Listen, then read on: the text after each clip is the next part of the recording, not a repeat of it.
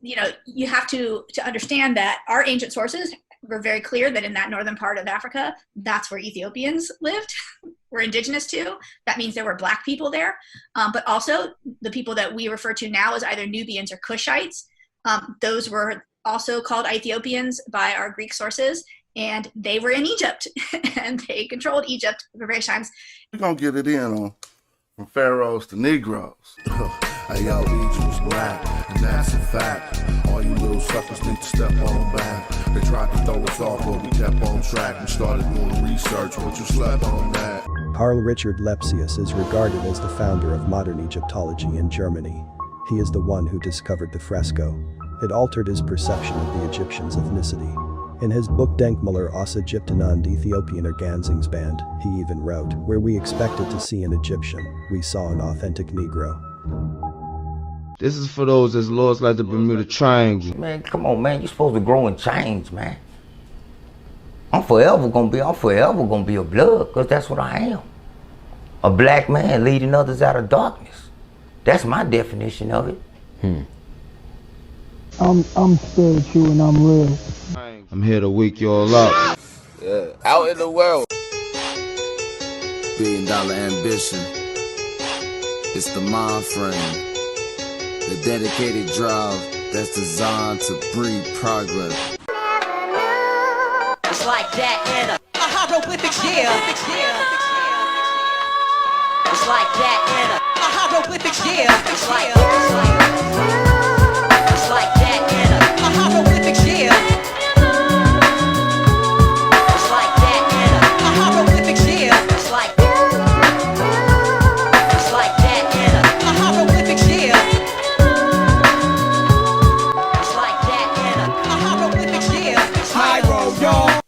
Like, come on, man. Cats be faking. And I don't fall for that shit no more. But we're going to get it in on from Pharaohs to Negroes. Y'all know I keep the homework. We're going to explore a lot of things today. Sheikh Job, you may have heard this name. We consider him the most important African scholar of the 20th century. He once said ancient Egypt was a Negro civilization. He's writing this in his book, The African Origin of Civilization. The ancient Egypt was a Negro civilization. The history of Black Africa will remain suspended in air and cannot be written correctly until African historians dare to connect it with the history of Egypt. Ancient Egypt was called the Black Land. Scholars argue that this was because of the Black Nile silt, but remember, there is no primary source for that attestation anywhere in the annals of ancient Egypt. That claim actually comes from Strabo, not an Egyptian. Sheikh a posé le problème que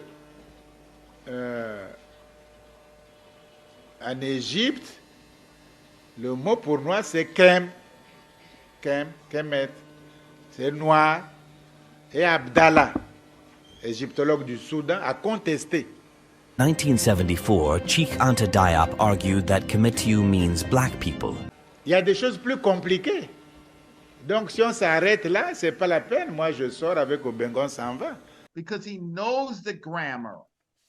And the grammar always follows the grammar. It doesn't change. So just because you have Kim, why does the grammar change with Kim?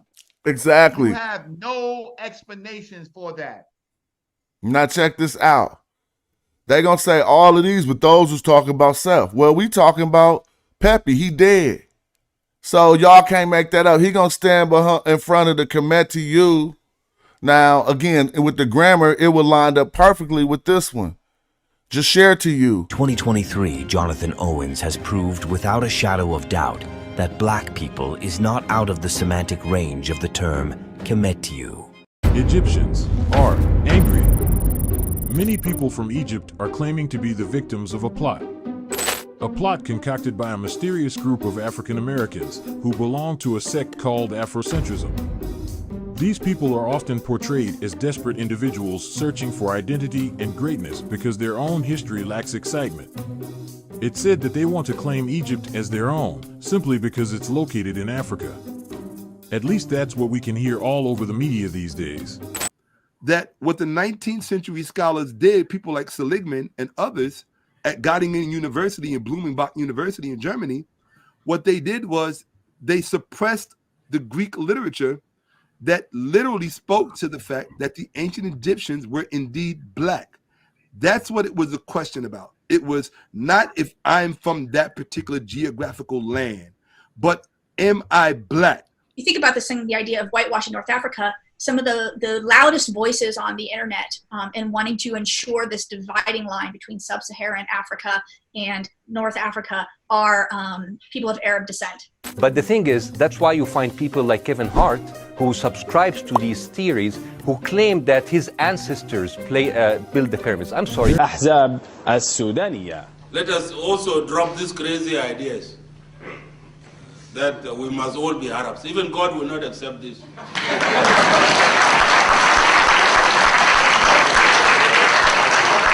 I'll tell you in a minute why I think they won't change it. But part of this is a problem, and that's what is in the minds of the Arabs and in the minds of the Turks and all other people who want to say, well, no, we're not like those people, right?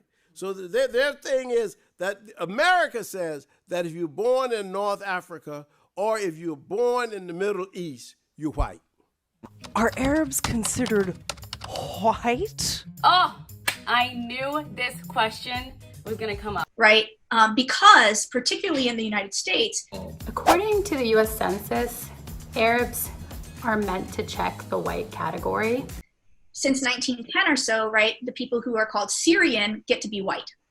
The mountains of Syria, bro. Hold on, what? Say that part again? Amorites. Amorites. These come from the mountain? The mountains of Syria. They come from them actually through the region that we call Anatolia. That is right under the Eurasian steppe. I'm gonna show you that. I'm gonna get in. We just starting, bro. Right. So they're categorized, technically, people from the Middle East are categorized as white because of this 1910 or 1919 law that categorized them as white. But they don't get to live the experience of being white in America because they're Muslim. So, but I think the problem with his claims is that neither Cleopatra nor ancient Egypt was Islamic. None of the pharaohs was actually Egyptian, as he says. The country was called Kemet. It was an indigenous African nation. It's obvious now that all this has nothing to do with the truth. It is due to the fact that today the country is linked to and under the influence of its latest invaders. They practice the same culture, religion, and even named themselves the Arab Republic of Egypt. Apparently, all this started with the polemic surrounding the new Netflix documentary about Cleopatra. But as I told you, it is actually deeper than that. These last years, there has been an awakening wave all over people of African descent in the world. Many Africans started to seriously question the narrative they've been taught about African history. They noticed that most of what we've been taught was a lie. And their voices suddenly started to be heard because their arguments made sense. And this does not please those who benefit from the lies. To maintain the people in darkness, they started this victimization campaign to gain the world's support. All this is mainly motivated by the desire to maintain the status quo and prevent the truth from emerging. The truth doesn't match their current ideals. So the way we were taught by people like Dr. Ben and Dr. Clark, these are people I actually grew up with, people who helped to raise me as a young man, right? The way that they would frame the argument is that we frame it the way Europeans, because you got to remember, you got to remember, all of this is in juxtaposition. It's intellectual warfare.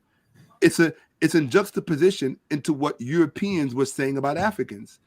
They said that we had no classical period, that we produced no classical civilizations, yet Europe, 19th century Europe, was able to claim Greece as their intellectual incubator and motherland. You could, in fact, that's exactly what Chancellor William does in The Destruction of Black Civilization. We were told, quite to the contrary, that we were from a land of savages, of cannibals. And except by the grace of God and the white man, we would have been a lost people. So we should be on our knees forever praying and thanking God that we were brought, even in slavery, to this land to escape the horrors of Africa. And this was brought in and drilled into us generation after generation. Don't care where you come from, as long as you're a black man, you're an African.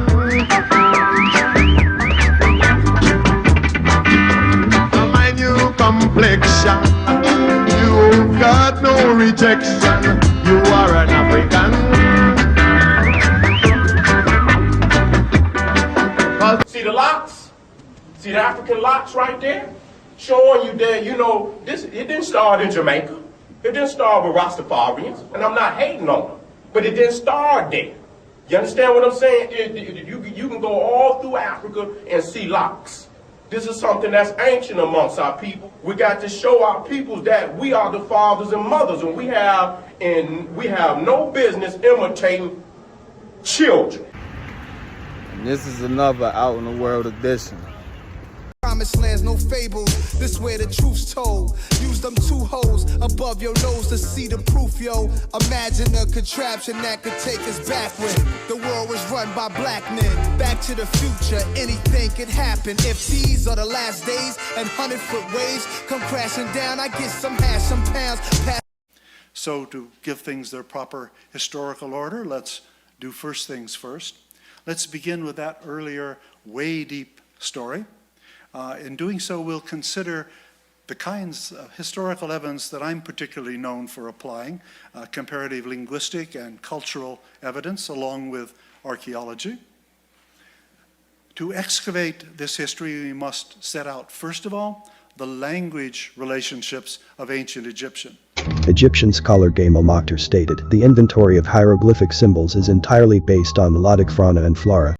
So the Nilotic peoples, it says the Nilotic peoples are indigenous to the Nile Valley.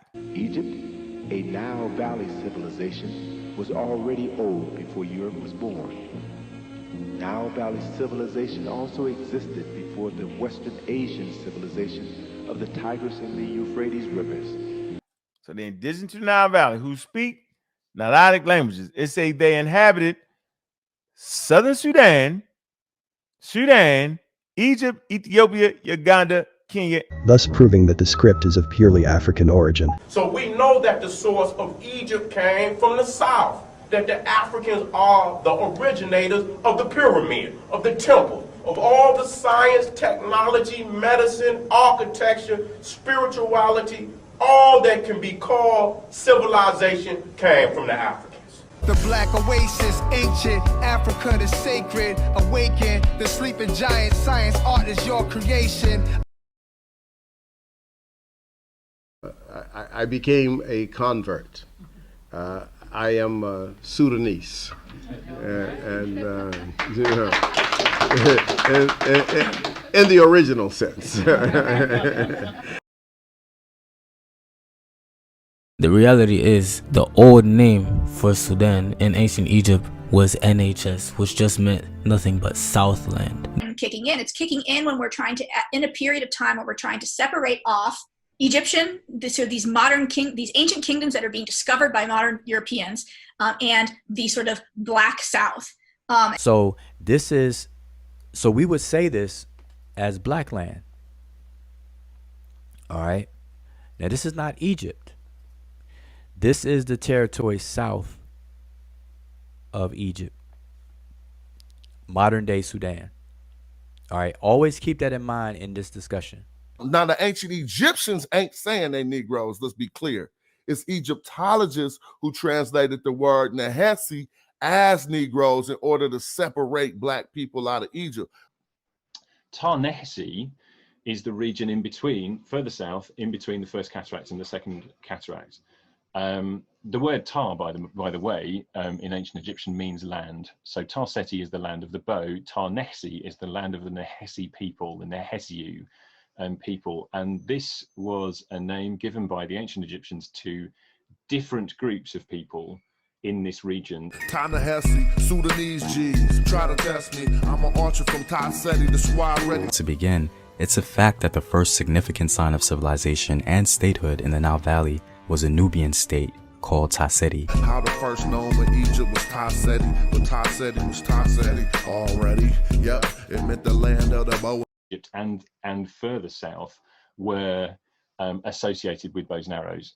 This is a feature of the sort of identity and the stereotype anyway of these people.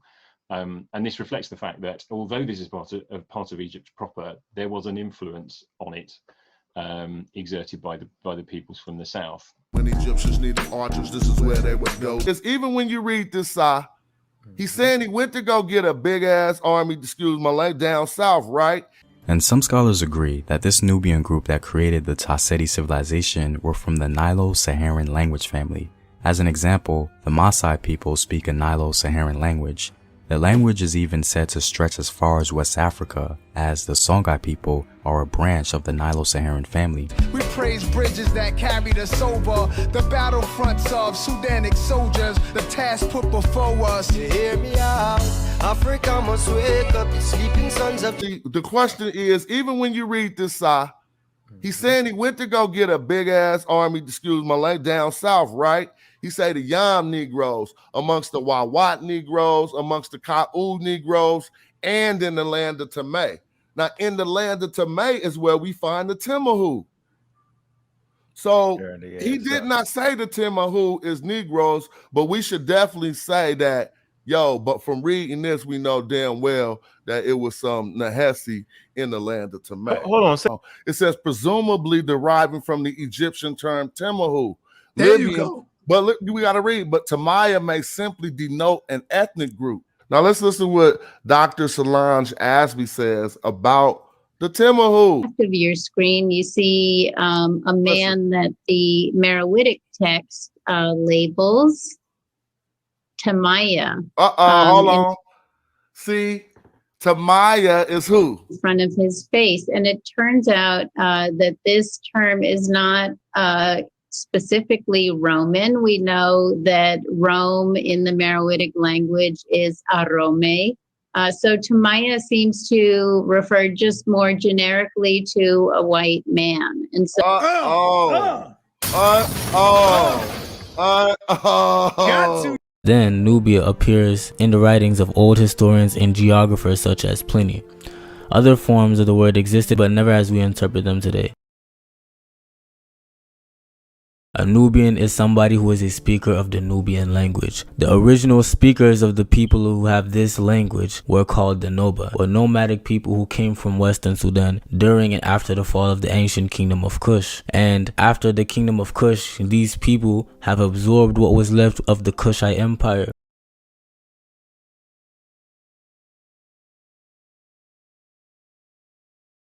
And established the 3 Christian Nubian kingdoms. And this is where we have Christian medieval Nubia. Christian medieval Nubia was founded by these Nubians, speakers of the Nubian language.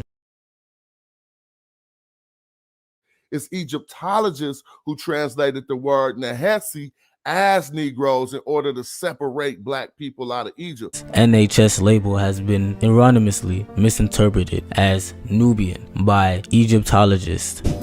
Have you noticed that most of these people are extremely racist? And it seems normal for them to say all these things. They are completely against the idea of a black presence in ancient Egypt, except if it's related to slavery. I'm speaking master, and other people are speaking slave. Okay. People that look at me as arrogant are upset at the fact I'm bringing to the attention that I have a fearless way of doing things that they're scared of doing. And I'm being told, here's the key to being free, but they'd rather be dependent on the pattern that they're born into. So they choose to say arrogant. They don't understand my language, just like I don't understand theirs. So I love when people say that, so then I know who the fuck not to talk to. But that's not a surprise when we see how Zahi Hawass talks about indigenous Africans. No, they were dark skinned, but they were not black, but they're not negro.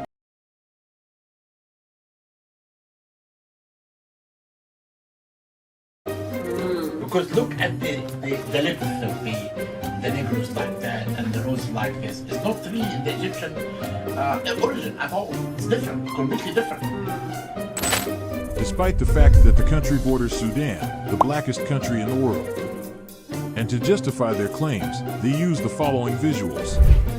Especially these visuals. The following hieroglyphics were commonly used by ancient Egyptians to write their people's name, and they used those on the right side when talking about Nubians. Both symbols, as you can see, are distinct, but the humans depicted look identical. The imaginary Nubians from Ramses III's tomb, as you can see, are not Nubians, but actually ancient Egyptians themselves. We have two peoples who look the same way, but represent different nations. Also, the people that we refer to now as either Nubians or Cushites, those were also called Ethiopians by our Greek sources, and they were in Egypt, and they controlled Egypt for various times. And we actually have a lot of evidence, if you put Egypt into its African context in antiquity, its vision is not to the north, right? It looks to the Nile and to what we would call south, right? To the upper Nile, the upper Egypt. Despite the fact that the country borders Sudan, the blackest country in the world. Most people believe that it's about this Ethiopia, but this is how Greeks portrayed those Ethiopians. Nothing to do with these Ethiopians. Ethiopian means burnt faces. It designated all black Africans living directly south and west of Egypt. Modern Ethiopia was then known as Axum. Now, the one who's in the Bible, who built pyramids, is Taharka. He built pyramids in Nuri. So my dad was saying, we were watching a documentary not very long ago about the civilization of the Cushites, and he got out his History of the Bible book because he remembered the name Taharka, and saw that Taharka was an Ethiopian king, and he said, well, this doesn't make any sense, does it? Because these monuments of Taharka are in Sudan. Ethiopia is a different place. And so I thought, having tried to explain this to Dad, it would be a useful thing maybe to do here. So I hope that's clear. Who were the ancient Ethiopians?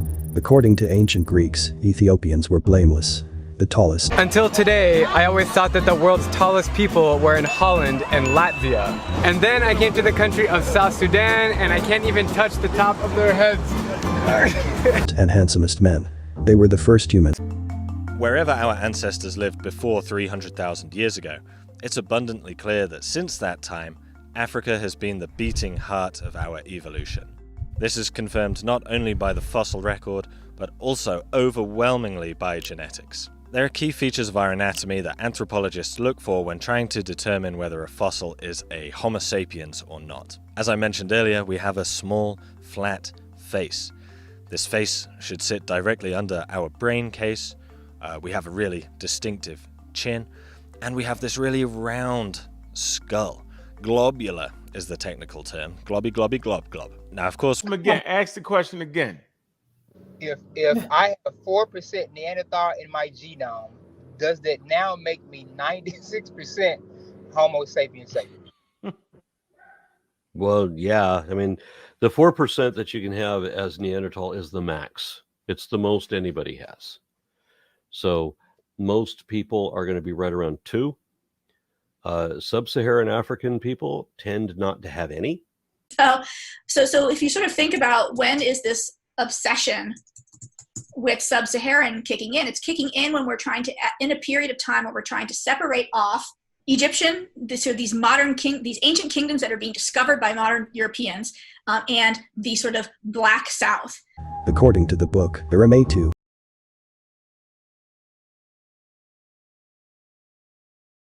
or Egyptians, were created by Horus who avenged their souls. The Amu, or Asiatics, were created by Sekhet who avenged their souls. The Thamehu, or Indo-Europeans, were also created by Sekhet who also avenged their souls. And finally, the Nehesu or Nubians, considered yet another foreign group. However, unlike other foreign groups, have a different fate. Like Egyptians, they were created by Horus and avenged by him. Another indication that the Kemites believed they were related to other black Africans. It's at the far end of the tomb, in the pillared hall. It's known as the Book of Gates. It's an ancient Egyptian funerary text from the New Kingdom period. It depicts the passage of newly deceased souls into the next world, and is usually accompanied by depictions of 4 nations, or races of the world, as described by the ancient Egyptians. Showing you who Osiris is, just showing you who Asa is. He's come from the south where our brothers and sisters come from. What does the papyrus of Hunefa state? It says, we came from the beginnings of the Nile, where God happy dwells at the foothills of the mountain of the moon. They even said that Egyptians were Ethiopian colonists led by King Osiris, and the first to worship the gods. The gods were so pleased by their piety that they never let them be conquered by foreign nations. With invasions and trade, there was a rise in loan Semitic words during the New Kingdom. And ancient Greeks referred to hieroglyphics as Ethiopian writings, which means black people's writings. Alone among God's primates, he kills for sport, or lust, or greed. Yea, he will murder his brother to possess his brother's land. Let him not breed in great numbers, for he will make a desert of his home and yours. I wanted to deal with our relationship with the people of the world and the fact that, friends, you have had no friends. When they discovered you, they began to prey on you. Now let's look at our relationship with Western Asia, mistakenly called the Middle East. For 3,000 years, our greatest enemies came from Western Asia. They were trying to avenge the fact that they were once African colonies. You read a book called When Egypt Ruled the East, and you get some of the basic information on this. Now, ancient Egyptian belonged to the Afroasiatic language family. Sir Wallace Budge also said, the ancient Egyptian language can't be Semitic in origin because it contains too many words that express fundamental relationships, feelings, and beliefs that are peculiarly African and foreign to Semitic peoples. It could only have been invented by the oldest Africans from the Nile Valley, who, he added, came from the Great Lakes region. Small digression here.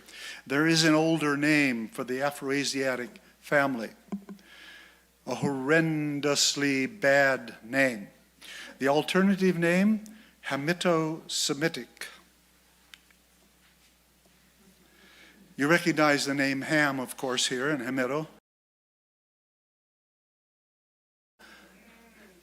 To still use that name today is to perpetuate the horrific invention by racists of a myth used to justify enslaving Africans. And it's the slaver's own myth. It's not truly biblical. That Ham was the ancestor of all Africans, so they could get the Africans they wanted into their myth. That God had passed Noah's curse on to Ham's supposed descendants by giving them dark skins. And even more horrifying to me, still in our own day, I've been discovering there are only too many American fundamentalist Christians who still hold to this myth. It's really shocking and sad to see. In studying how Christianity emerged, many of our scholars agree that it was used as a political tool to control the masses of the day, and it is still being used this way today.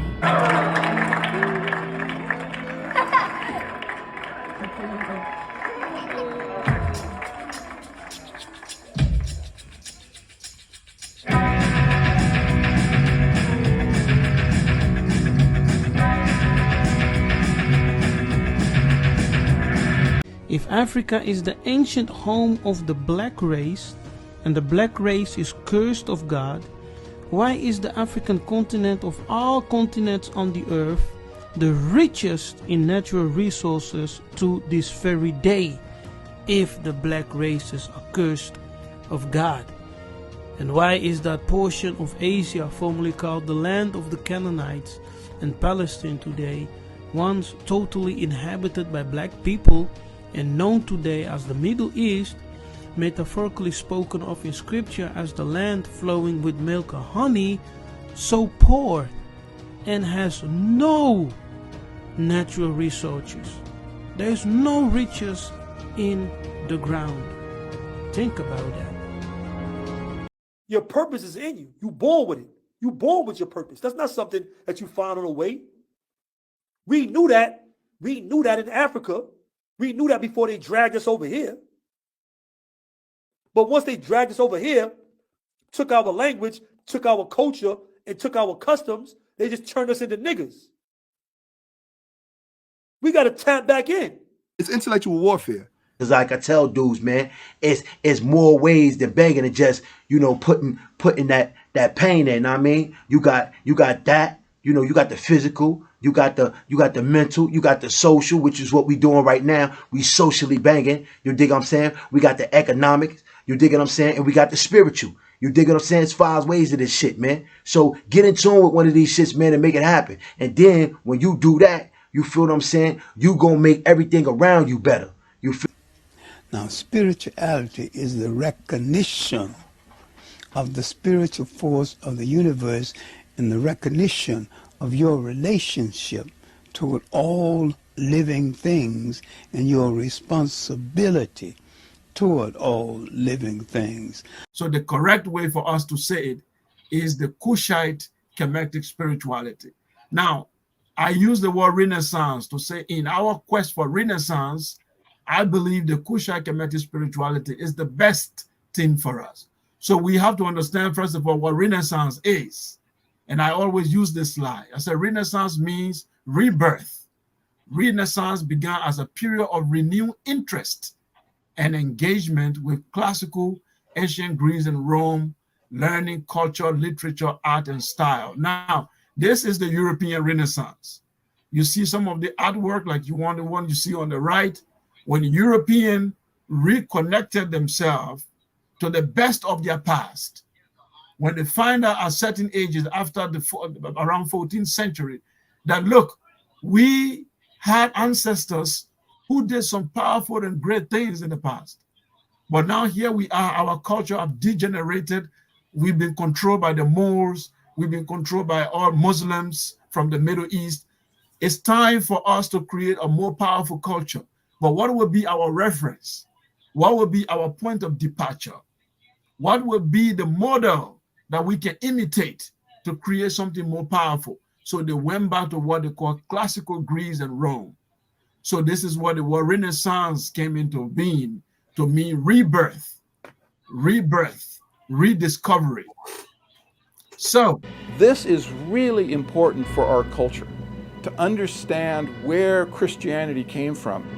No doubt Christians have done a lot of good for the world.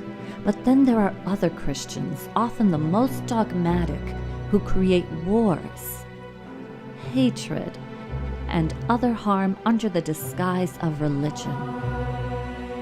In his debate, that the Bible may have helped to build communities such as Wall Street, okay, which was one of the earliest Black communities in North America. But he also said that Kemetic writings helped build an entire Black society in the Nile Valley and sustained that Black society for thousands of years. That's another point that he made that, you know, caught my ears. Okay. And you can't truly build a strong Black society when mental illness is plaguing at least half of the entire Black population in America. Okay, the Bible has built strong Black communities in America. Rashaka said that Kemetic writings helped to build an entire society. Okay, so what he's saying is that the Bible has not helped to build a strong Black society. Nope. That's what he said. He said that ancient writings from Kemet helped to build a strong Black society. Exactly. And those writings sustained that Black society for thousands of years. Yes. He's not saying that the Bible doesn't help people. That's not what I'm not saying that. Exactly. So I caught everything. Trust me. I took notes. In fact, y'all see me reading these notes. I took notes.